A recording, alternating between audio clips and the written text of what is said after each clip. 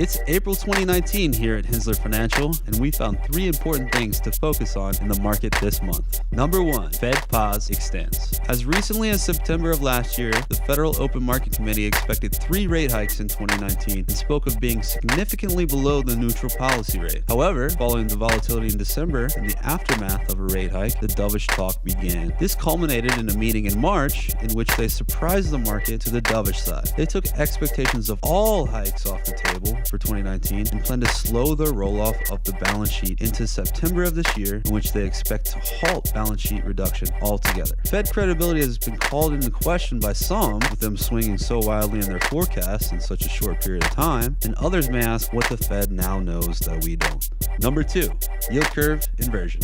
Right now, the yield curve looks like a Nike swoosh. All maturities between 1 year and 10 years have fallen below 3-month yields on U.S. Treasuries, with the belly of the curve, that 2 to 5 year range, boasting the lowest yields. This says something of the future path of rates, which is decidedly lower, but also should have knock-on effects for banks who borrow short and lend long. Number 3, all eyes on China. China has had a slowdown of their own, and a massive amount of liquidity has been injected the past 6 months. In fact, in January of this year, credit grew by a staggering 7% of GDP. The question remains, will this be enough to stir a rebound for their manufacturing sector and to provide green shoots for a global manufacturing turnaround? We'll be looking at Chinese data, which firmed up slightly in March, to see if an increase in activity can emanate from the Far East, spread through Europe, and make its way back home into earnings growth in 2019. And that's been your Market Minute for the month of April.